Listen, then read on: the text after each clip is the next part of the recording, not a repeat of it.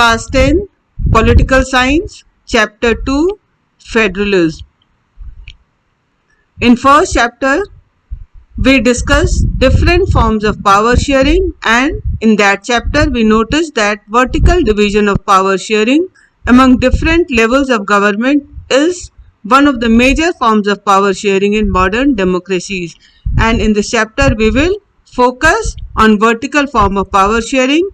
This vertical form of power sharing, it is commonly referred to as federalism. In this chapter we will discuss the definition of federalism, the main characteristics of federalism, and after that we try to understand the theory and practice of federalism in India. Towards the end of the chapter we will discuss the local government, a new and third tier of Indian federalism. तो इस chapter में हम लोग federalism क्या है, federalism के main features क्या हैं, इंडिया को एक फेडरल कंट्री बनाने के लिए कौन से कॉन्स्टिट्यूशनल प्रोविजंस लिए गए हैं, इसके अलावा अगर इंडिया में फेडरलिज्म सक्सेसफुल है तो उसके पीछे मेन रीजन क्या है, और चैप्टर के अंत तक हम लोग third level of Indian federalism, local government, that is Panchayati Raj system and municipalities के बारे में भी डिस्कस करेंगे. फर्स्ट इंपॉर्टेंट क्वेश्चन जो इस सब टॉपिक से रेज होता है कि व्हाट इज फेडरलिज्म, ये फेडरलिज्म है क्या. Federalism, it is a system of government in which power is divided between a central authority and various constituent units of a country. Federalism क्या है, ये एक सिस्टम ऑफ गवर्नमेंट है, एक तरह की सरकार है जिसमें जो पावर्स होते हैं वो सेंट्रल अथॉरिटी और कंट्री के वेरियस कॉन्स्टिट्यूएंट यूनिट्स में डिवाइडेड होते हैं. यूजुअली एक फेडरेशन में कम से कम 2 लेवल ऑफ गवर्नमेंट होने जरूरी हैं.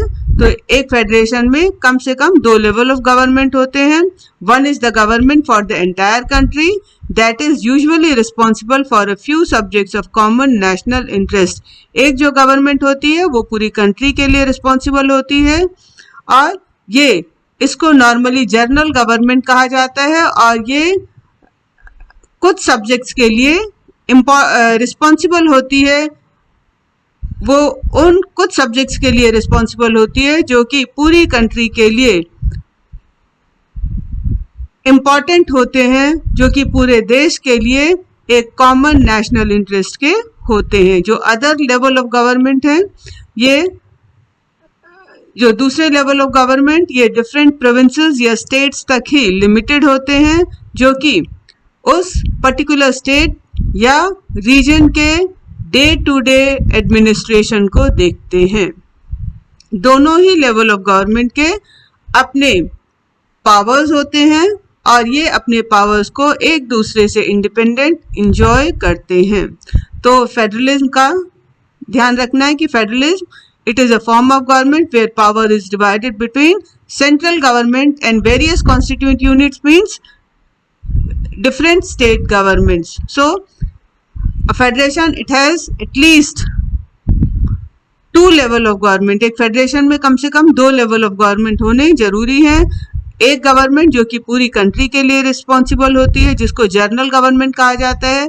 अलग अलग कंट्रीज में इसका अलग अलग नाम है. इंडिया में हम इसे यूनियन गवर्नमेंट या सेंट्रल गवर्नमेंट भी कहते हैं. और ये सेंट्रल गवर्नमेंट या यूनियन गवर्नमेंट ये कुछ सब्जेक्ट्स के लिए रिस्पॉन्सिबल होती है जो कि पूरी कंट्री के लिए इक्वली इम्पॉर्टेंट होते हैं. दूसरी जो गवर्नमेंट्स होते हैं उनको provincial government, state government, regional government, अलग अलग कंट्रीज में अलग अलग नाम से बुलाया जाता है. जो स्टेट गवर्नमेंट्स होती हैं ये उस पर्टिकुलर स्टेट के डे टू डे एडमिनिस्ट्रेशन के लिए रिस्पॉन्सिबल होती हैं.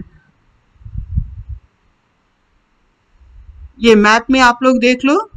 मैप में फेडरल सिस्टम, जो रेड कलर से कंट्रीज हैं वो फेडरल कंट्रीज हैं, और जो वाइट कलर से वहां पर यूनिटरी फॉर्म ऑफ गवर्नमेंट है, वहां पर फेडरल फॉर्म ऑफ गवर्नमेंट नहीं है.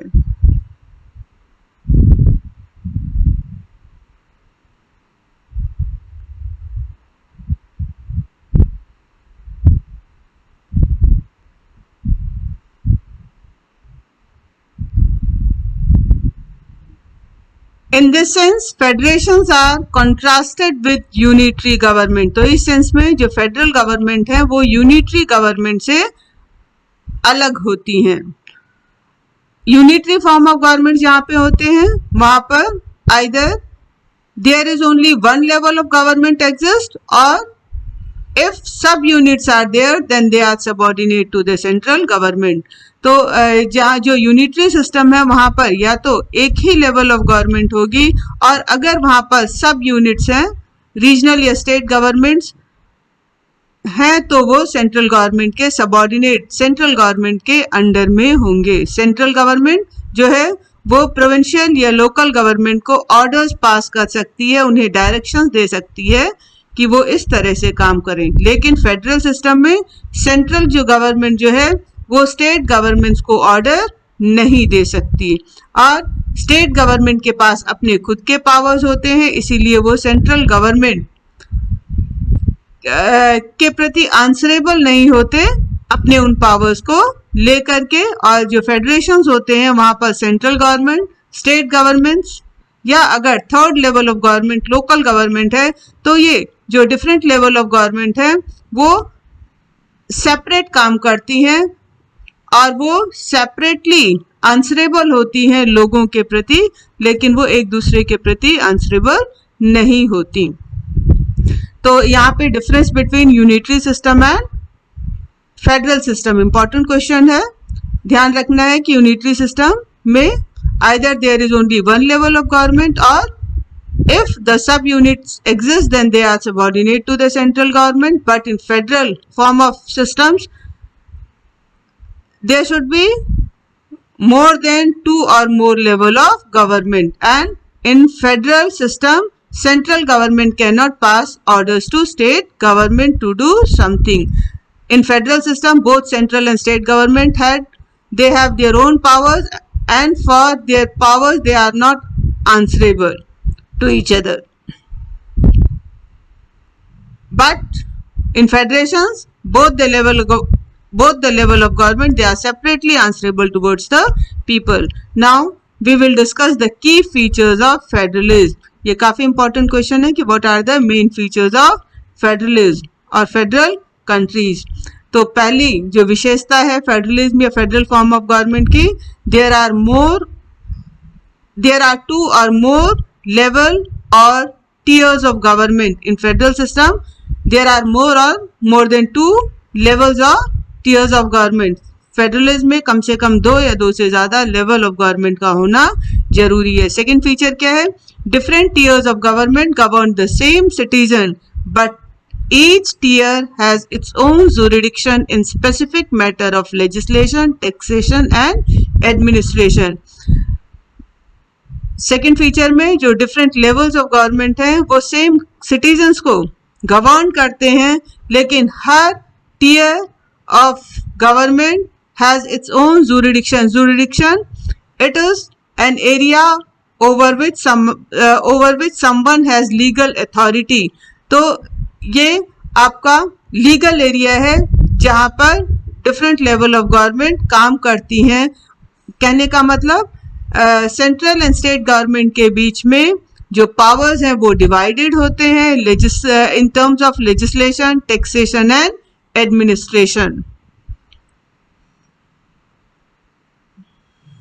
The jurisdictions of respective levels or tiers of government are specified in the constitution. जो वर्क एरिया है कि कौन से लेवल ऑफ गवर्नमेंट क्या काम करेगी, उसके किन सब्जेक्ट्स पे वो लॉ फ्रेम करेगी, कौन सा टैक्स सेंट्रल गवर्नमेंट के पास जाएगा, कौन सा टैक्स स्टेट गवर्नमेंट के पास जाएगा और एडमिनिस्ट्रेशन से रिलेटेड कौन सी रिस्पॉन्सिबिलिटी सेंट्रल गवर्नमेंट निभाएगी और कौन सा काम स्टेट गवर्नमेंट करेगी। तो ये जो जुरिडिक्शन है ये क्लियरली डिवाइडेड होता है सेंट्रल गवर्नमेंट और स्टेट गवर्नमेंट के बीच में, और इनका जो काम है ये कॉन्स्टिट्यूशन में स्पेसिफाइड है, क्लियरली मेंशन है, और इसीलिए हर लेवल ऑफ गवर्नमेंट का जो एग्जिस्टेंस है और जो उनकी अथॉरिटी है वो कॉन्स्टिट्यूशन के थ्रू गारंटीड है, इसको सरप्रेस नहीं किया जा सकता। नेक्स्ट फीचर, जो फंडामेंटल प्रोविजंस है कॉन्स्टिट्यूशन के, वो कोई भी एक लेवल ऑफ गवर्नमेंट अपनी मर्जी से बदल नहीं सकती। और अगर कॉन्स्टिट्यूशन के बेसिक प्रोविजंस में कोई भी चेंज करना है तो इसके लिए both the level of government, central government और स्टेट गवर्नमेंट, दोनों ही गवर्नमेंट की सहमति होनी जरूरी है। फिफ्थ फीचर, जो कोर्ट्स हैं, जुडिशरी, इनके पास पावर होगा कॉन्स्टिट्यूशन के इंटरप्रिटेशन का और डिफरेंट लेवल ऑफ गवर्नमेंट के पावर्स के इंटरप्रिटेशन का। और अगर स्टेट गवर्नमेंट और सेंट्रल गवर्नमेंट के बीच में कोई भी डिस्प्यूट होता है regarding the exercise of their respective powers, तो उस डिस्प्यूट के समय जो कोर्ट्स हैं वो एम्पायर का काम करेंगी। कहने का मतलब उस डिस्प्यूट को सॉल्व करेंगी कि कौन सही है कौन गलत है, इसका डिसीजन लेंगी। किसी भी गवर्नमेंट को काम करने के लिए पैसे की ज़रूरत होती है, और पैसा कैसे आएगा? रेवेन्यू से आएगा। इसीलिए कॉन्स्टिट्यूशन में क्लियरली स्पेसिफाइड है कि सोर्सेज ऑफ रेवेन्यू कौन सी गवर्नमेंट के लिए कौन से होंगे, क्योंकि बिना फाइनेंशियल इंडिपेंडेंस के कोई भी वर्ग, बिना पैसे की कोई भी गवर्नमेंट काम नहीं कर सकती। तो ये डिफरेंट फीचर्स हैं फेडरलिज्म के। And the last feature, the federal system thus has dual objective। तो इस तरह से फेडरल सिस्टम जो है इनके दो ऑब्जेक्टिव होते हैं, दो उद्देश्य होते हैं। पहला, देश की एकता को सुरक्षित करना और उसको प्रमोट करना, उसको आगे बढ़ाना। इसी के साथ दूसरी इनकी रिस्पॉन्सिबिलिटी और जिम्मेदारी भी होती है कि इन्हें जो रीजनल डाइवर्सिटीज हैं, जो जोग्राफिकल डिफरेंसेस हैं, उनको भी एकोमोडेट करके चलना होता है। कहने का मतलब कि देश के पूरे डिफरेंट रीजन्स को साथ में लेकर के चलना और लोगों के जो डिफरेंट इंटरेस्ट हैं उनको आपस में एकोमोडेट करना, रिस्पेक्ट करना, साथ लेकर के चलना। तो इस तरह से दो एस्पेक्ट्स क्रूशियल होते हैं फेडरलिज्म के सक्सेस के लिए। कौन से दो एस्पेक्ट्स क्रूशियल है, इंपॉर्टेंट है? Government at different level should agree to some rules of power sharing. जो डिफरेंट लेवल की गवर्नमेंट है वो पावर शेयरिंग के जो रूल्स हैं उन पर एग्री हों और दोनों एक दूसरे पर विश्वास करें कि वो एग्रीमेंट के अपने वाले पार्ट को अच्छे से करेंगी। और इस तरह से एक आइडियल फेडरल सिस्टम जो है उसमें दोनों ही एस्पेक्ट्स का होना जरूरी है। क्या कि both the level of government, central और स्टेट, जो भी आपके लेवल ऑफ गवर्नमेंट है, इनमें आपस में म्यूचुअल ट्रस्ट हो, दोनों एक दूसरे पर विश्वास करें। और दूसरा ये भी होना ज़रूरी है कि देश के लोगों के बीच में डिफरेंट जो फॉर्म्स ऑफ गवर्नमेंट है उनके बीच में एक समझौता हो, टू लिव टुगेदर, कि हम एक देश के रूप में साथ में रहेंगे। किसी भी फेडरल कंट्री में सेंट्रल और स्टेट गवर्नमेंट के बीच में एग्जैक्ट बैलेंस ऑफ पावर क्या होगा, ये इस चीज पे डिपेंड करता है कि किस हिस्टोरिकल कॉन्टेक्स्ट में वो जो देश है वो फेडरल कंट्री बना है। दो तरह के रास्ते हैं जिस पर चलकर मॉडर्न फेडरल कंट्रीज बनाए गए हैं। पहला रास्ता कौन सा है? The first route involved independent states coming together on their own to form a bigger unit so that by pooling sovereignty and retaining identity they can increase their security। पहला रास्ता ये कि जब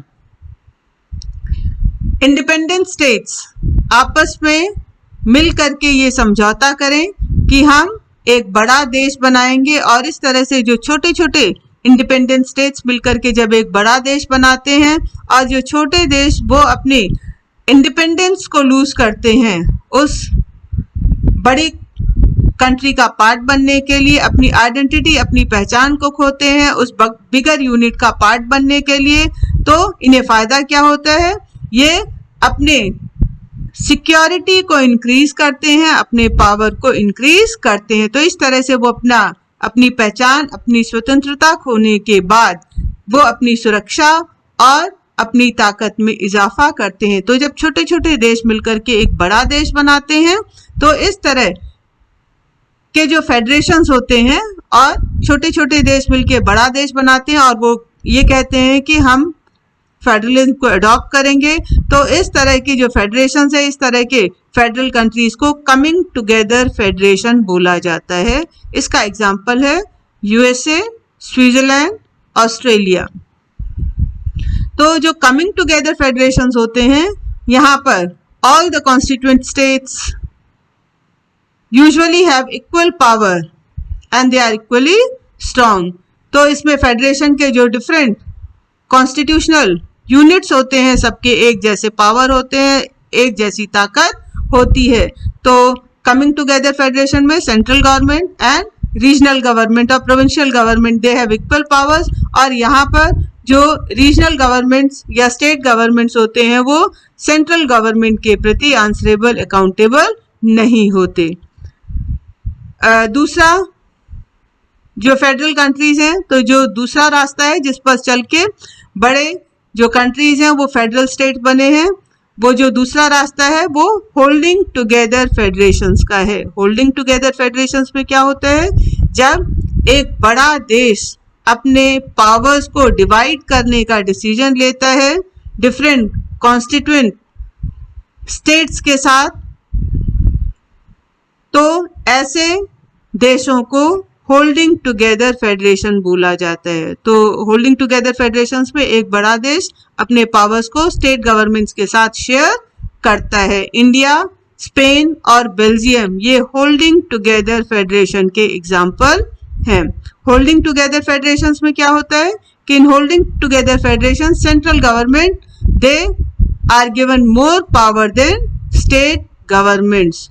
तो यहाँ पे होल्डिंग टुगेदर फेडरेशन में central government के पास ज्यादा पावर होते हैं, it seems more powerful than state governments and very often different constituent units of the federations they have unequal power.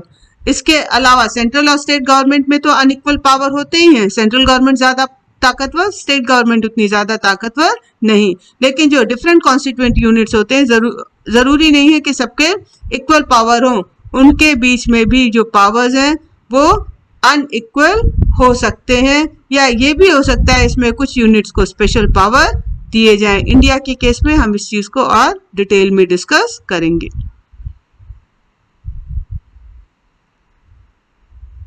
Now what makes India a federal country? Question ये raise होता है कि India को federal country कौन सी चीज बनाती है। तो ये what are the constitutional provisions to make India a federal state?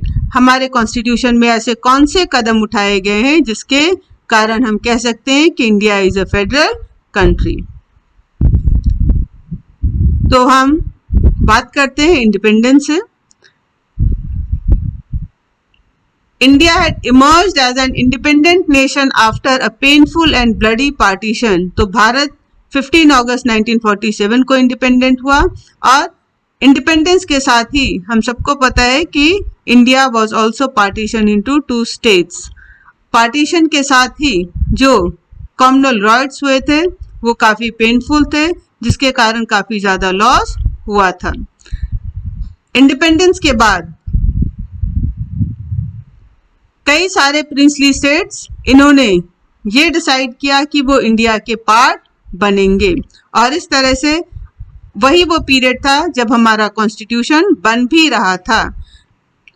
उसी समय जब हमारा कॉन्स्टिट्यूशन कंप्लीट हुआ 26 नवंबर 1949 को और इसको अडॉप्ट किया गया 26 जनवरी 1950 में, तब कॉन्स्टिट्यूशन ने इंडिया को यूनियन ऑफ स्टेट डिक्लेयर किया।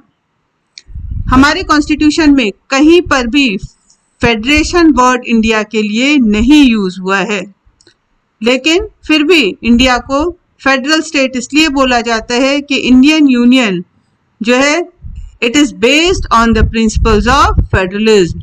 ये इंडियन यूनियन जो है ये फेडरलिज्म के प्रिंसिपल पर बेस्ड है। अभी हम लोगों ने फेडरलिज्म के 7 फीचर्स डिस्कस किए थे। अब हम लोग एक एक करके देखेंगे कि वो जो फीचर्स हैं वो इंडिया पे किस तरह से अप्लाई होते हैं।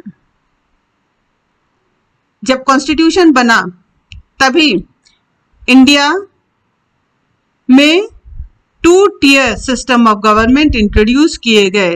कॉन्स्टिट्यूशन बनने के साथ ही हमारे देश में 2 लेवल ऑफ गवर्नमेंट थे, यूनियन गवर्नमेंट और central government for the entire country and state governments for different regions. बाद में 3rd tier of federalism, it was added in the form of panchayats and municipalities. बाद में 3rd level of government इसको add किया गया पंचायत और municipalities के form में। तो जो पहला फीचर है कि फेडरलिज्म में कम से कम 2 या 2 से ज़्यादा लेवल ऑफ गवर्नमेंट होने चाहिए। तो हमारे यहाँ भी ओरिजिनली जब कॉन्स्टिट्यूशन बना तभी 2 लेवल ऑफ गवर्नमेंट थे, बाद में 3rd लेवल इंट्रोड्यूस किया गया in the form of panchayat and municipalities. तो फर्स्ट फीचर अप्लाई होता है इंडिया में इस तरह से। सेकंड जो आपका है कि जिस तरह से किसी भी फेडरेशन में डिफरेंट जो लेवल ऑफ गवर्नमेंट है इनके अपने डिफरेंट पावर्स होते हैं। तो उस मामले में भी हमारा जो कॉन्स्टिट्यूशन है ये 3-fold distribution of legislative power between union government and state government provide करता है। कॉन्स्टिट्यूशन में 3-fold डिस्ट्रीब्यूशन ऑफ पावर्स हैं, किसके बीच में? सेंट्रल एंड स्टेट गवर्नमेंट के बीच में। और तो ये जो 3-fold डिस्ट्रीब्यूशन ऑफ पावर्स हैं इसमें कौन से 3 लिस्ट इंक्लूडेड है? First is the union list, second is state list and third is concurrent list. Union list, it includes subjects of national importance such as defense of the country, foreign affairs, banking, communication and currency. तो जो union list है, in that list subjects of national importance are kept and the subjects which are included in union list, on those subjects only central government can frame law. कौन से subjects union list में रखे गए हैं? कुछ subjects जैसे country का जो डिफेंस है, foreign affairs, banking, communication, currency, ये जो सब्जेक्ट्स हैं इसको यूनियन लिस्ट में इसलिए भी रखा गया है क्योंकि इन सारे मैटर्स में पूरे देश में एक यूनिफॉर्म पॉलिसी होनी चाहिए, पूरे देश में एक जैसी करेंसी होनी चाहिए, जो कम्युनिकेशन एंड ट्रांसपोर्ट सिस्टम है पूरे देश में विदाउट हिंड्रेंस सारे जो रीजन है आपस में कनेक्टेड होने चाहिए, पूरे देश की फॉरेन पॉलिसी एक जैसी होनी चाहिए, डिफेंस जो है ये रिस्पॉन्सिबल होगी सिक्योरिटी के लिए, सेफ्टी के लिए, और पूरे कंट्री में एक डिफेंस होना चाहिए। तो वो सब्जेक्ट्स जो कि पूरी कंट्री के लिए इक्वली इम्पॉर्टेंट है उन सब्जेक्ट्स को यूनियन लिस्ट में रखा गया है। स्टेट लिस्ट में जो सब्जेक्ट्स हैं वो स्टेट या लोकल इम्पोर्टेंस के सब्जेक्ट्स हैं जो कि डे टू डे एडमिनिस्ट्रेशन से रिलेटेड हैं, जैसे पुलिस, ट्रेड, कॉमर्स, एग्रीकल्चर और इरिगेशन। जो सब्जेक्ट्स स्टेट लिस्ट में इंक्लूडेड हैं उन सब्जेक्ट्स पर सिर्फ स्टेट गवर्नमेंट ही लॉ फ्रेम कर सकती है। जो 3rd लिस्ट है वो यूनियन लिस्ट है। यूनियन लिस्ट में वो सब्जेक्ट्स डाले गए हैं जो कि सेंट्रल और स्टेट दोनों ही गवर्नमेंट के लिए इक्वली इम्पॉर्टेंट हैं। तो जो सब्जेक्ट्स दोनों ही गवर्नमेंट के लिए इक्वली इम्पॉर्टेंट हैं उन सब्जेक्ट्स को यूनियन लिस्ट में डाला गया है, और यूनियन लिस्ट में जो सब्जेक्ट्स हैं उन सब्जेक्ट्स पर सेंट्रल गवर्नमेंट और स्टेट गवर्नमेंट दोनों ही लॉ फ्रेम कर सकती हैं। लेकिन अगर सेम सब्जेक्ट पर दोनों ही गवर्नमेंट लॉ बनाती हैं तो जो यूनियन गवर्नमेंट या सेंट्रल गवर्नमेंट का लॉ है उसको माना जाएगा, वो प्रिवेल करेगा, जबकि जो स्टेट गवर्नमेंट ने लॉ बनाया है वो रिजेक्ट हो जाएगा।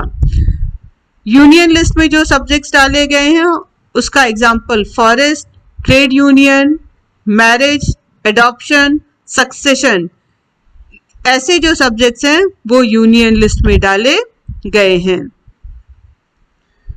अब सवाल ये उठता है कि उन सब्जेक्ट्स का क्या जो कि 3-fold डिस्ट्रीब्यूशन ऑफ पावर्स में नहीं इंक्लूडेड हैं, 3 लिस्ट में इंक्लूडेड नहीं है। या वो सब्जेक्ट्स जैसे कंप्यूटर सॉफ्टवेयर जो कि तब बने या तब वो फॉर्म में आए जब कॉन्स्टिट्यूशन बनाया जा चुका था। तो कॉन्स्टिट्यूशन के अकॉर्डिंग जो सब्जेक्ट्स 3 लिस्ट में इंक्लूडेड नहीं है उन सब्जेक्ट्स पर यूनियन गवर्नमेंट ही लॉ फ्रेम करेगी और ऐसे सब्जेक्ट्स को रेजिड्यूरी सब्जेक्ट कहा जाएगा। हम लोगों ने डिस्कस किया था कि होल्डिंग टुगेदर फेडरेशन में सारे कॉन्स्टिट्यूएंट यूनिट्स के इक्वल पावर नहीं होते। इंडिया के केस में भी क्लियर दिखाई पड़ता है कि सेंट्रल गवर्नमेंट और union government it has more power than state governments. लेकिन इंडिया में जो सारे स्टेट्स हैं इनके पावर्स भी एक जैसे नहीं हैं। कुछ स्टेट्स जो हैं वो स्पेशल स्टेटस एंजॉय करते हैं जैसे असम, नागालैंड, अरुणाचल प्रदेश, मिजोरम। इन्हें स्पेशल पावर दिया गया है इंडियन कॉन्स्टिट्यूशन के आर्टिकल 371 के अंडर में। इन्हें ये स्पेशल पावर इसलिए दिया गया है क्योंकि यहाँ जिस हिस्टोरिकल सर्कमस्टेंस में इन स्टेट्स ने इंडिया में मर्ज होने का डिसीजन लिया या यहाँ की सोशल कंडीशन यह जो है वो डिफरेंट है और इसीलिए ये स्पेशल पावर यहाँ के जो लोग हैं इनके जो लैंड राइट्स हैं उनको प्रोटेक्ट करने के लिए, इनके कल्चर को प्रोटेक्ट करने के लिए, गवर्नमेंट सर्विसेज में इनको प्रेफरेंस देने के लिए ये आर्टिकल 371 जो है इसके अंडर में इन स्टेट्स को स्पेशल प्रोविजन, स्पेशल पावर्स दिए गए हैं। इंडिया के जो लोग इन स्टेट के परमानेंट रेजिडेंट नहीं है वो इन स्टेट्स में जमीन नहीं खरीद सकते, घर नहीं खरीद सकते या बनवा सकते और ऐसे ही स्पेशल जो प्रोविजंस हैं बाकी स्टेट के मामले में भी दिखाई देते हैं। इंडिया में कुछ ऐसे यूनिट्स हैं जिनके पास बहुत ही कम पावर है। ये वो एरिया हैं जो कि इतने छोटे हैं कि इनको इंडिपेंडेंट स्टेट का जो भी पावर नहीं दिया जा सकता, इनको रिकॉग्निशन एक अलग राज्य का दर्जा नहीं दिया जा सकता, लेकिन ये इतने भी छोटे नहीं हैं कि इन्हें किसी भी स्टेट में मर्ज कर दिया जाए, किसी भी राज्य में शामिल कर दिया जाए। ऐसे एरिया जैसे चंडीगढ़, लक्षद्वीप या जो कैपिटल सिटी दिल्ली, इनको यूनियन टेरिटरीज बोला जाता है। तो यूनियन टेरिटरीज के पास भी स्टेट गवर्नमेंट जैसे पावर्स नहीं होते और जो यूनियन गवर्नमेंट है उनके पास स्पेशल पावर है ये यूनियन टेरिटरीज को गवर्न करने का। तो यूनियन टेरिटरीज के जो गवर्नर्स होते हैं normally they are the representative of central government.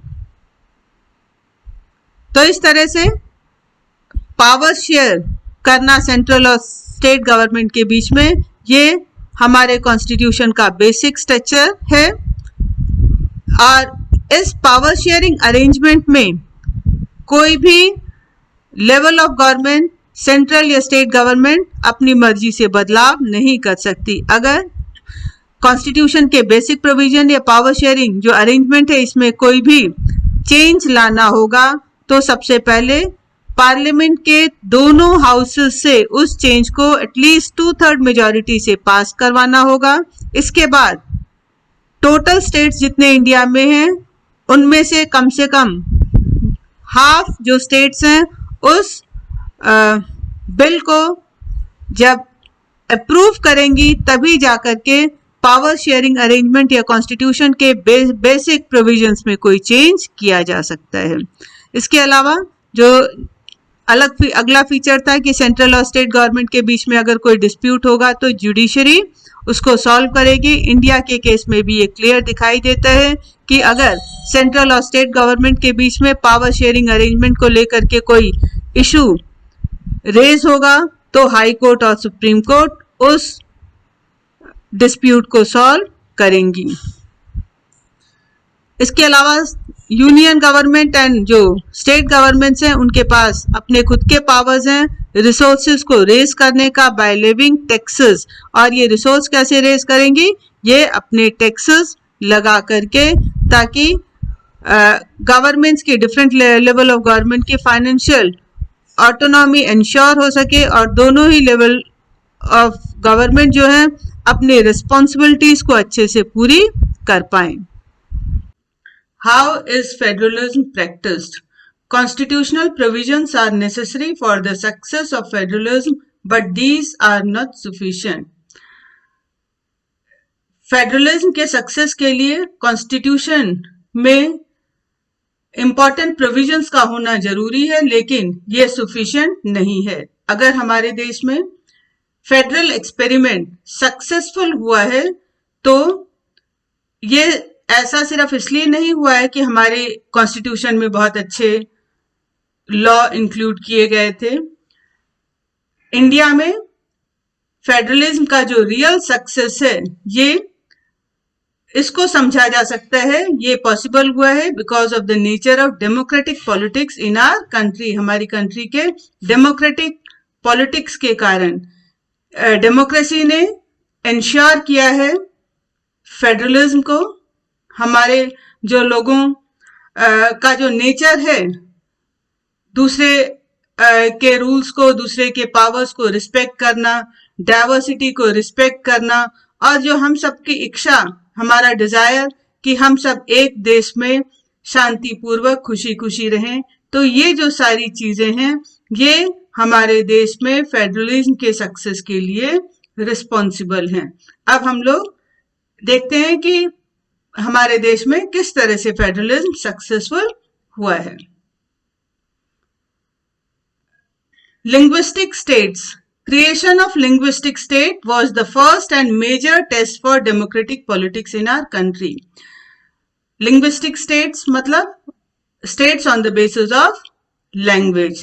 तो हमारे देश की जो डेमोक्रेटिक पॉलिटिक्स है इसका सबसे बड़ा जो इम्तिहान था वो लिंग्विस्टिक स्टेट्स का क्रिएशन था। राज्यों का भाषा के आधार पे जो बनना था वो सबसे बड़ा टेस्ट था डेमोक्रेसी का।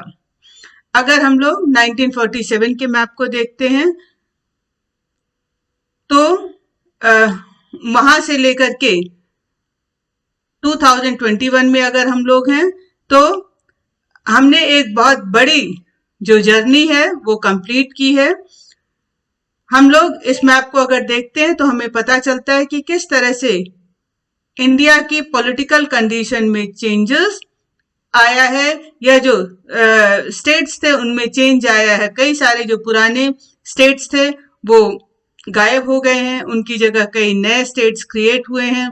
जो स्टेट्स हैं उनकी एरिया, उनके बाउंड्री, उनके नेम्स भी कई बार चेंज हुए हैं। 1947 में इंडिया के कई सारे जो पुराने स्टेट्स थे उनकी बाउंड्रीज को चेंज किया गया ताकि नए स्टेट्स को क्रिएट किया जा सके, नए राज्यों को बनाया जा सके। ऐसा इसलिए किया गया ताकि ये इंश्योर किया जा सके कि जो लोग एक भाषा बोलते हैं वो एक राज्य के निवासी हों।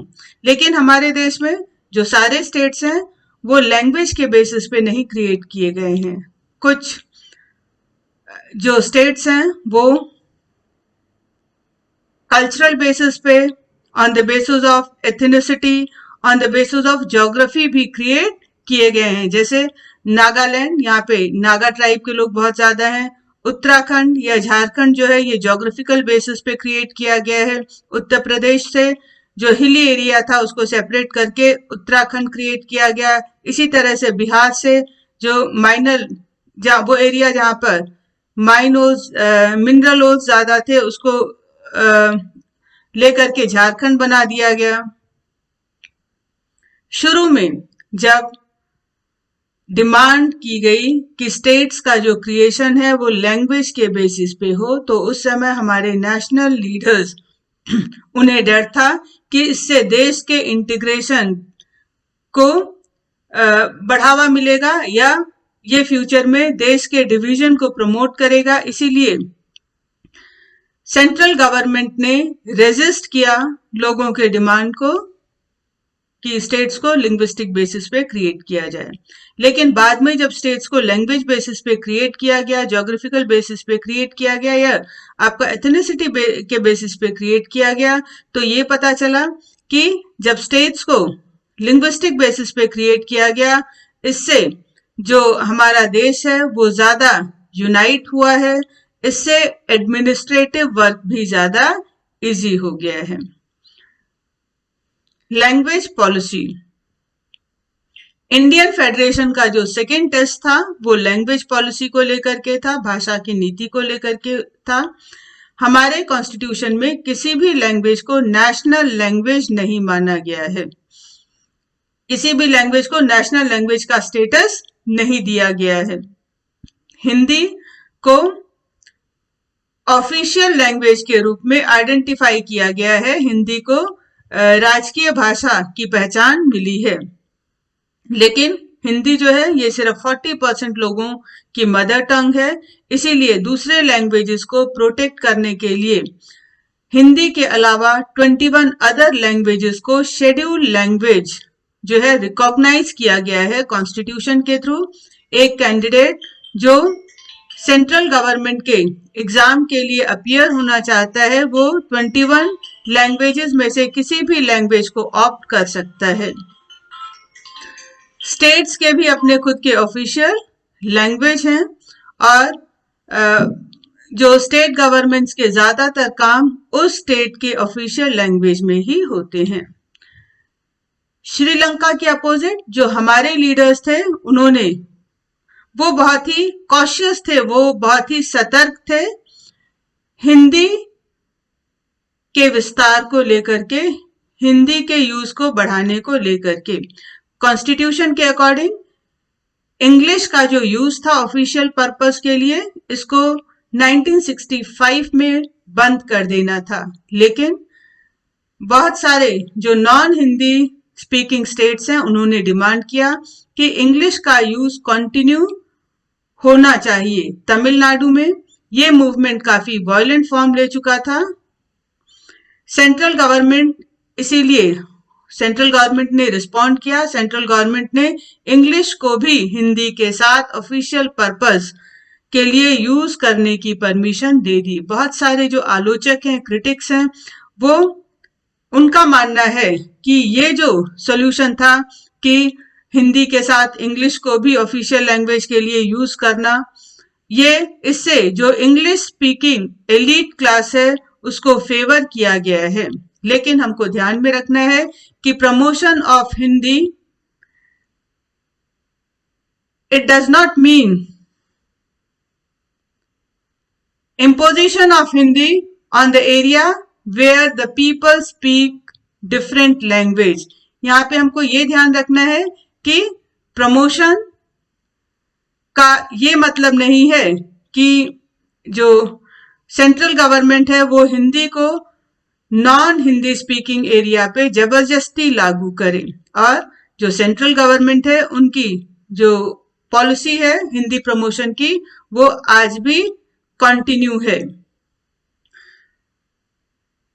इंडियन पॉलिटिकल लीडर्स की ये जो फ्लेक्सिबिलिटी है कि हिंदी के अलावा इंग्लिश को भी ऑफिशियल लैंग्वेज बने रहने देना, हिंदी को सिर्फ ऑफिशियल लैंग्वेज बनाना, दूसरे और 21 जो लैंग्वेजेस है उनको शेड्यूल लैंग्वेज के रूप में रिकॉग्निशन देना, तो ये जो फ्लेक्सिबिलिटी है इंडियन पॉलिटिकल लीडर्स की, इससे हमारे देश में ऐसी कोई भी सिचुएशन क्रिएट नहीं हो पाई जिस तरह की सिचुएशन श्रीलंका में क्रिएट हुई। Centre state relation, restructuring the center state relation is one more way in which federalism has been strengthened in practice। Centre state relations को रीस्ट्रक्चर करना एक और तरीका था जिससे हमारे देश में फेडरलिज्म को और ज्यादा मजबूत बनाया गया। पावर शेयरिंग के जो कॉन्स्टिट्यूशनल अरेंजमेंट हैं वो किस तरह से काम कर रहे हैं, ये ज्यादातर डिपेंड करता है कि किस तरह से रूलिंग पार्टीज और लीडर्स इन अरेंजमेंट को फॉलो करते हैं। काफी लंबे समय तक जब सेम ही पॉलिटिकल पार्टी ने सेंटर में रूल किया और ज्यादातर स्टेट्स में रूल किया। तो उस समय जो स्टेट गवर्नमेंट्स थी उन्होंने अपने राइट्स को, अपने जो फेडरल राइट्स थे स्टेट्स के, उसको इंडिपेंडेंटली यूज नहीं किया। वो हमेशा जो सेंट्रल गवर्नमेंट के या उस पॉलिटिकल पार्टी के मेन लीडर्स थे उनके डायरेक्शंस पे काम करते थे। इसी तरह से वो समय जबकि सेंट्रल लेवल पे दूसरी पॉलिटिकल पार्टी रूल कर रही थी और कई सारे स्टेट्स में राइवल पार्टीज या अपोजिशन पॉलिटिकल पार्टीज पावर में आ चुकी थी। तो उस समय जो सेंट्रल गवर्नमेंट थी उन्होंने स्टेट्स के पावर को सरप्रेस करने की कोशिश की। उन दिनों जो सेंट्रल गवर्नमेंट थी वो कॉन्स्टिट्यूशन को मिसयूज करती थी, कॉन्स्टिट्यूशन का गलत इस्तेमाल करती थी ऐसे स्टेट गवर्नमेंट्स को हटाने के लिए, जो स्टेट गवर्नमेंट्स उनकी राइवल पार्टीज के थ्रू रूल करते थे। इससे भी जो फेडरलिज्म का स्पिरिट था उसको काफी नुकसान या धक्का पहुंचा। लेकिन 1990 के बाद इसमें बड़ा बदलाव देखने को मिला। ये वो पीरियड था जबकि कंट्री के डिफरेंट स्टेट्स में रीजनल पॉलिटिकल पार्टीज इनका ग्रोथ हो चुका था। ये वही समय था जब कोएलिशन गवर्नमेंट सेंट्रल में फॉर्म हो रही थी, क्योंकि लोकसभा में किसी भी सिंगल पॉलिटिकल पार्टी को मेजॉरिटी नहीं मिली थी और इसीलिए जो बड़ी नेशनल पॉलिटिकल पार्टीज थी वो कई सारी रीजनल पार्टीज के साथ मिलकर के उन्होंने सेंटर में गवर्नमेंट को फॉर्म किया। तो ये जो ट्रेंड था कोएलिशन गवर्नमेंट का, जो ट्रेंड था formation of coalition government at centre with the help of regional parties, इसके कारण पावर शेयरिंग का एक नया कल्चर डेवलप हुआ। इससे स्टेट गवर्नमेंट्स का इंडिपेंडेंस वो भी इंश्योर हुआ। ये जो ट्रेंड था कि central government and state governments अपने पावर को इंडिपेंडेंटली अब एक्सरसाइज कर रहे थे, तो ये जो ट्रेंड था इसको सपोर्ट मिला एक बड़े जजमेंट से, जब सुप्रीम कोर्ट ने सेंट्रल एंड स्टेट गवर्नमेंट के इशू पर, पावर शेयरिंग इशू पर एक बड़ा जजमेंट लिया। जब सेंट्रल गवर्नमेंट मनमाने ढंग से स्टेट गवर्नमेंट को डिसमिस कर रही थी, तो स्टेट गवर्नमेंट के फेवर में जब सुप्रीम कोर्ट ने डिसीजन लिया तो इससे भी हमारे देश में जो फेडरल स्ट्रक्चर था ये उसकी स्पिरिट और ज्यादा स्ट्रांग हुई। और इस तरह से आज हमारे देश में जो पावर शेयरिंग है वो ज्यादा इफेक्टिव है in comparison with the early days or early years after the constitution came into force.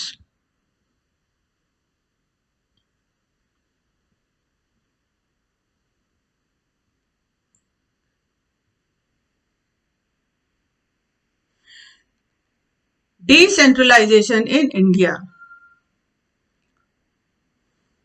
We noted above that federal governments have two or more tears of government. हमने note किया कि जो federal government होते हैं उनमें कम से कम 2 या 2 से ज्यादा लेवल ऑफ गवर्नमेंट का होना जरूरी है। तो अभी तक हम लोग इंडिया के रेफरेंस में बात कर रहे थे 2 tears of government, central government and state government के बारे में। लेकिन एक बड़ा देश जैसे कि इंडिया एक बड़ा देश है, इसको सिर्फ 2 लेवल ऑफ गवर्नमेंट के थ्रू रन नहीं किया जा सकता। इंडिया के कई सारे स्टेट्स इतने लार्ज हैं जितने कि यूरोप के independent countries in terms of population. अगर पॉपुलेशन के बेसिस पे देखें तो उत्तर प्रदेश रशिया से भी ज्यादा बड़ा है, महाराष्ट्र जर्मनी के बराबर है इन टर्म्स ऑफ पॉपुलेशन, और इनमें से बहुत सारे स्टेट्स इंटरनली बहुत ज्यादा डाइवर्स भी हैं। इसमें सोशल डाइवर्सिटी, रीजनल डाइवर्सिटी भी बहुत ज्यादा है। इसीलिए महसूस किया गया कि स्टेट्स में भी पावर को शेयर किया जाए। जो फेडरल पावर शेयरिंग इंडिया में थी, इसमें एक और लेवल ऑफ गवर्नमेंट की जरूरत महसूस की गई जो कि स्टेट गवर्नमेंट के नीचे होगी। ये इसलिए भी रैशनल था डिसेंट्रलाइजेशन के लिए, और इस तरह से third level of government Indian federation में इंट्रोड्यूस किया गया in the form of local government. Question raise होता है कि व्हाट इज डिसेंट्रलाइजेशन? डिसेंट्रलाइजेशन है क्या? When power is taken away from central and state governments and given to local government, it is called decentralisation. जब power state और central government से लेकर के लोकल गवर्नमेंट को दिए जाते हैं तो इसको डिसेंट्रलाइजेशन कहा जाता है। डिसेंट्रलाइजेशन इसलिए भी जरूरी था, जो बेसिक आइडिया डिसेंट्रलाइजेशन के पीछे था वो ये था कि ऐसे बहुत सारे प्रॉब्लम्स हैं, ऐसे बहुत सारे इश्यूज हैं जिसको लोकल लेवल पे लोग बेहतर सुलझा सकते हैं। लोगों के पास अपने लोकेलिटी के प्रॉब्लम्स के बारे में बेहतर नॉलेज होती है, उनके पास बेटर आइडिया होता है कि कहाँ पर पैसा खर्च करना है, किस तरह से चीजों को ज्यादा एफिशिएंटली मैनेज करना है। और लोकल लेवल पे ही पॉसिबल है कि जो लोग हैं वो डायरेक्टली डिसीजन मेकिंग प्रोसेस में पार्टिसिपेट कर सके। और ये जब लोकल लेवल पे लोग डायरेक्ट डिसीजन मेकिंग प्रोसेस में पार्टिसिपेट करते हैं तो इससे लोगों के अंदर डेमोक्रेटिक पार्टिसिपेशन की जो फीलिंग है वो डेवलप होती है।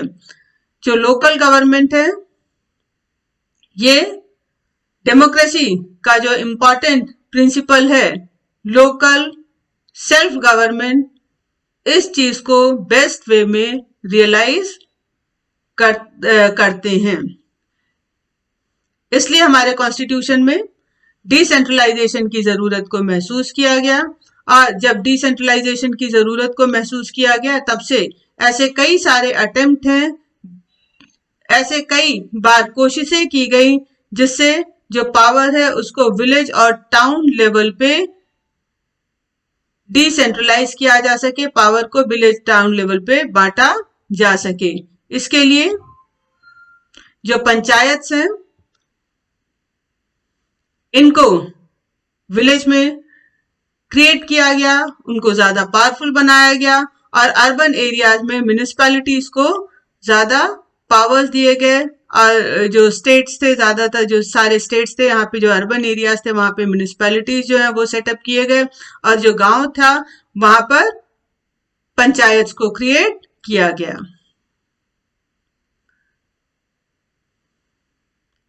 शुरू में जब ये लोकल गवर्नमेंट्स क्रिएट किए गए थे तो उस समय लोकल गवर्नमेंट सेंट्रल और स्टेट गवर्नमेंट के डायरेक्टली कंट्रोल में आते थे। लोकल गवर्नमेंट के लिए उस समय रेगुलर इलेक्शंस भी नहीं होते थे, लोकल गवर्नमेंट के पास अपने खुद के पावर्स भी नहीं थे, रिसोर्सेज भी नहीं थे। और कहने का मतलब, बेशक third level of government introduce कर दिया गया था, लेकिन ये जो थर्ड लेवल था डिसेंट्रलाइजेशन का, ये बहुत ही कम प्रभावशाली था या बिल्कुल भी प्रभावशाली नहीं था। डिसेंट्रलाइजेशन की तरफ एक बड़ा कदम 1992 में उठाया गया, जबकि कॉन्स्टिट्यूशन में चेंजेस किए गए ताकि जो थर्ड टियर ऑफ डेमोक्रेसी है इसको ज्यादा पावरफुल, ज्यादा इफेक्टिव बनाया जा सके। तो 1992 में जो कॉन्स्टिट्यूशनल अमेंडमेंट किए गए उन अमेंडमेंट्स के थ्रू लोकल गवर्नमेंट को ज्यादा ताकतवर बनाया गया। कैसे बनाया गया कि now it is constitutionally mandatory to hold regular elections to local government bodies. अब ये कॉन्स्टिट्यूशनली मैंडेटरी हो गया, कॉन्स्टिट्यूशन की तरफ से जरूरी हो गया कि जो गवर्नमेंट है वो लोकल बॉडीज के लिए रेगुलर इलेक्शंस करवाए। इसके अलावा लोकल बॉडीज में सीट्स को रिजर्व किया गया, ना सिर्फ लोकल बॉडीज में बल्कि ये जो लोकल बॉडीज थे इसमें एग्जीक्यूटिव हेड के लिए सीट्स को रिजर्व किया गया, किसके लिए? शेड्यूल कास्ट के लिए, शेड्यूल ट्राइब्स के लिए और अदर बैकवर्ड क्लासेस के लिए भी।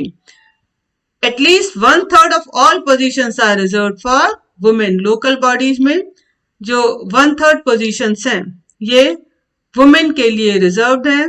अब एक इंडिपेंडेंट इंस्टीट्यूशन जिसे स्टेट इलेक्शन कमीशन बोला जाता है, ये रिस्पॉन्सिबल है स्टेट्स में पंचायत और म्युनिसिपल इलेक्शंस को करवाने के लिए। स्टेट गवर्नमेंट से ये भी उम्मीद की जाती है कि वो अपने पावर्स को, रेवेन्यूज को लोकल गवर्नमेंट बॉडीज के साथ शेयर करें। लेकिन ये जो नेचर है पावर शेयरिंग का, it varies from state to state. हमारे यहाँ पर जो रूरल लोकल गवर्नमेंट है इसको पंचायती राज के नाम से जाना जाता है। हर गांव या कुछ गांव का जो एक ग्रुप है उसकी अपनी एक ग्राम पंचायत होती है। ग्राम पंचायत ये एक काउंसिल है जिसमें कई सारे वार्ड मेंबर्स होते हैं जिनको पंच बोला जाता है, और इनका एक प्रेसिडेंट या सरपंच होता है। जो प्रेसिडेंट या सरपंच है ये उस जो पंच है ये उस वार्ड में रहने वाले गांव को सबसे पहले कई वार्ड में डिवाइड किया जाता है और हर वार्ड से एक पंच को इलेक्ट किया जाता है, और गांव के जितनी भी एडल्ट पॉपुलेशन होती है वो मिलकर के अपने बीच में से एक सरपंच को इलेक्ट करती है। तो इस तरह से जो पंचायत है ये ग्राम सभा के सुपरविजन में काम करती हैं। ग्राम सभा क्या होती है? All the adult population living in that village they consist a gram sabha. तो ग्राम सभा क्या होते हैं? उस गांव के जितने भी वोटर्स होते हैं, दैट मीन्स कि एडल्ट पॉपुलेशन, वो सब मिलकर के उस गांव की ग्राम सभा को फॉर्म करते हैं। जो पंचायत हैं, ग्राम पंचायत, ये ग्राम सभा के सुपरविजन में काम करती हैं। ग्राम सभा के लिए ये मैंडेटरी है कि कम से कम इनकी मीटिंग साल में 2 से 3 बार होनी जरूरी है, ग्राम पंचायत के बजट को अप्रूव करने के लिए और ग्राम पंचायत के परफॉर्मेंस को रिव्यू करने के लिए ग्राम सभा की साल में 2 से 3 बार मीटिंग होनी जरूरी है। ये जो लोकल गवर्नमेंट स्ट्रक्चर है, it goes right up to the district level. तो पहले तो एक गांव या कुछ गांव मिलकर के एक पंचायत फॉर्म करते हैं, ग्राम पंचायत फॉर्म करते हैं। इसके बाद कुछ ग्राम पंचायत जो हैं ये इकट्ठे होकर के एक पंचायत समिति या ब्लॉक समिति या मंडल समिति जो है इसको फॉर्म करते हैं। जो पंचायत समिति, ब्लॉक समिति या मंडल समिति है, इनके रिप्रेजेंटेटिव जो हैं वो उस एरिया में जितने भी पंचायत मेंबर्स हैं वो मिलकर के पंचायत समिति के मेंबर्स को इलेक्ट करते हैं, और एक डिस्ट्रिक्ट में, एक जिले में जितनी भी पंचायत समिति होती हैं वो सब मिलकर के एक जिला परिषद को फॉर्म करती हैं। जिला परिषद के ज्यादातर जो मेंबर्स होते हैं वो इलेक्टेड होते हैं। इसके अलावा उस एरिया के लोकसभा मेंबर, उस एरिया के सारे आपके members of legislative assembly councils, और जो दूसरे ऑफिशियल्स होते हैं, एडमिनिस्ट्रेटिव ऑफिशियल्स, वो उस जिला परिषद के मेंबर होते हैं। जिला परिषद का जो चेयरपर्सन होता है वो जिला परिषद का पॉलिटिकल हेड होता है। इसी तरह से अर्बन एरियाज के लिए भी लोकल बॉडीज बनाई गई हैं। टाउन्स के लिए म्युनिसिपैलिटीज को सेटअप किया गया है कि हर जो कस्बा है वहां पर एक म्युनिसिपैलिटी होगी। जो बड़े शहर हैं वहां पर म्युनिसिपल कॉर्पोरेशंस होंगे। म्युनिसिपैलिटीज और म्युनिसिपल कॉर्पोरेशंस जो दोनों ही बॉडीज हैं, they will be headed by the elected bodies consisting of people's representatives. तो ये आपका म्युनिसिपैलिटीज एंड म्युनिसिपल कॉर्पोरेशन, इसको कौन कंट्रोल करेगा? इलेक्टेड बॉडीज, जो कि जिसमें लोगों के रिप्रेजेंटेटिव होते हैं। जो म्युनिसिपल चेयरपर्सन है, ये म्युनिसिपैलिटी का पॉलिटिकल हेड होता है, और म्युनिसिपल कॉर्पोरेशन के पॉलिटिकल हेड को मेयर बोला जाता है।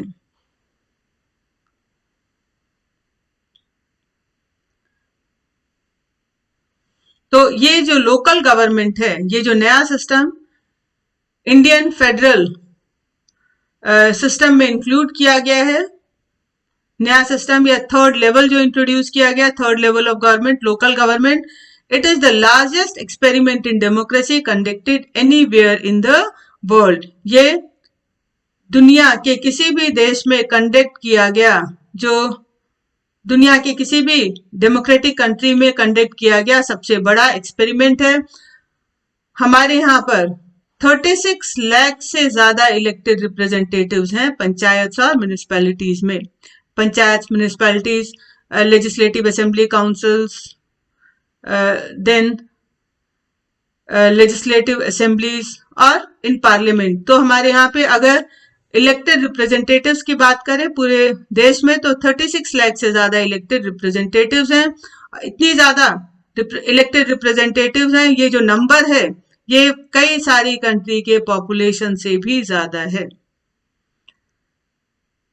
जो लोकल गवर्नमेंट का जो कॉन्स्टिट्यूशनल स्टेटस है, इसके जो पावर्स बढ़ाए गए हैं, इससे भी हमारे देश में डेमोक्रेसी को और ज्यादा मजबूत बनाने में मदद मिली है। और लोकल गवर्नमेंट के थ्रू हमारे देश में वुमेन को ज्यादा रिप्रेजेंटेटिव इंश्योर हुआ है, औरतों का रिप्रेजेंटेशन बढ़ा है पॉलिटिक्स में, और डेमोक्रेसी में जो वुमेन्स की जो वॉइस है वो भी इंक्रीज हुई है। लेकिन इसमें कई सारी प्रॉब्लम्स भी हैं, कई सारी कमियां भी हैं अभी तक हमारे यहाँ लोकल गवर्नमेंट्स में। क्या कमी है कि बेशक अब ये मैंडेटरी हो गया है कि लोकल बॉडीज के लिए रेगुलर इलेक्शंस कराए जाएं, और ये इलेक्शंस होते भी हैं, लोग इसमें बहुत जोश के साथ पार्टिसिपेट करते हैं, लेकिन आज भी ग्राम सभा की मीटिंग रेगुलर नहीं होती। दूसरी शॉर्टेज क्या है कि कई सारे जो स्टेट गवर्नमेंट्स हैं उन्होंने अभी तक सिग्निफिकेंट जो पावर्स है, इंपॉर्टेंट पावर्स, महत्वपूर्ण जो पावर्स हैं वो लोकल गवर्नमेंट को ट्रांसफर नहीं किए हैं। दूसरा, लोकल गवर्नमेंट के पास अभी एडिक्वेट रिसोर्सेज भी नहीं है जिससे कि वो अपने डेवलपमेंटल वर्क को कैरी ऑन कर सके, और इसलिए या इस तरह से अभी भी हम लोग जो सेल्फ गवर्नमेंट का आइडिया है उसको लागू करने से या उसको अपनाने से काफी दूर हैं।